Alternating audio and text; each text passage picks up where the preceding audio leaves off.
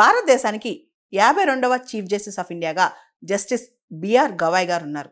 ఆయన నవంబర్ 23వ తారీఖు అంటే వచ్చే నెలలో రిటైర్ అవుతున్నారు 2025లో.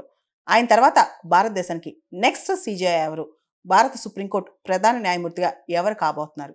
జస్టిస్ సూర్యకాంత్ గారు అని చెప్పి దాదాపు కన్ఫర్మ్ అయిపోయింది. దీనికి సంబంధించి జస్టిస్ బిఆర్ గవాయ్ గారు రికమెండేషన్ కూడా పంపించినట్టు తెలుస్తోంది. జస్టిస్ బిఆర్ గవాయ్ గారు రికమెండ్ చేసినట్లు సూర్యకాంత్ గారు కనుక నెక్స్ట్ సీజేఐ అయితే ఆయన ఫిబ్రవరి 9, 2027 వరకు, అంటే లాంగ్ టర్మ్. చాలామంది ఇప్పటి వరకు మనం చూస్తే 2 నెలలు 3 నెలలు చేసి రిటైర్ అవుతున్నారు. ఈయన మాత్రం ఫిబ్రవరి 9, 2027 వరకు కూడా జస్టిస్ సూర్యకాంత్ గారు ఉండబోతున్నారు అనమాట. అంటే దాదాపు 14 నెలలు సీజేఐ ఆఫ్ ఇండియాగా ఉంటాం, 14 నెలలు ఉంటాం. ఒక లాంగ్ టర్మ్ టెన్యూర్ అని చెప్పుకోవచ్చు అనమాట.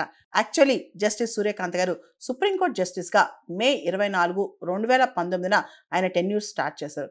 జస్టిస్ సూర్యకాంత్ గారు 1962లో హర్యానాలోని ఒక మిడిల్ క్లాస్ ఫ్యామిలీలో పుట్టారనమాట. తర్వాత అక్కడే గవర్నమెంట్ కాలేజ్లో పోస్ట్ గ్రాడ్యుయేషన్ కూడా చేశారు.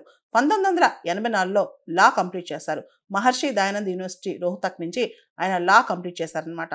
ఆ తర్వాత 1984 నుంచి హిస్సార్ డిస్ట్రిక్ట్ కోర్ట్ నుంచి సూర్యకాంత్ గారు లా ప్రాక్టీస్ స్టార్ట్ చేశారనమాట. స్లోగా ఒక్కొక్క మెట్టు ఎక్కి ఆయన పంజాబ్, హర్యానా హైకోర్టుకు ఎలివేట్ అయ్యారు. ఆ తర్వాత హిమాచల్ ప్రదేశ్ హైకోర్టులో సీజేగా కూడా ఆయన వర్క్ చేశారు. తర్వాత 2019లో సుప్రీంకోర్టుకు వెళ్ళారు. ఇప్పుడు జస్టిస్ సూర్యకాంత్ గారు మనకి 53వ చీఫ్ జస్టిస్ ఆఫ్ ఇండియాగా నవంబర్ 24 నుంచి పనిచేయనున్నారు.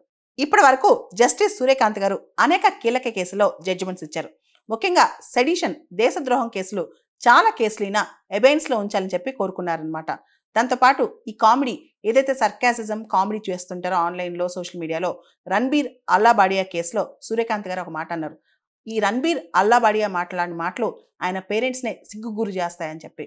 రీసెంట్గా బీహార్ స్పెషల్ ఇంటెన్సివ్ రివిజన్, దీనికి సంబంధించి కూడా స్పెషల్ ఇంటెన్సివ్ రివిజన్ని సపోర్ట్ చేస్తూనే ఆధార్ను కూడా ఒక క్రైటీరియాగా తీసుకోవచ్చు అని చెప్పి కూడా చెప్పుకొచ్చారనమాట. ఇలా చాలా కీలకమైన కేసులో జస్టిస్ సూర్యకాంత్ గారు కీలకమైన ప్రోగ్రెసివ్ జడ్జిమెంట్స్ ఇచ్చారు.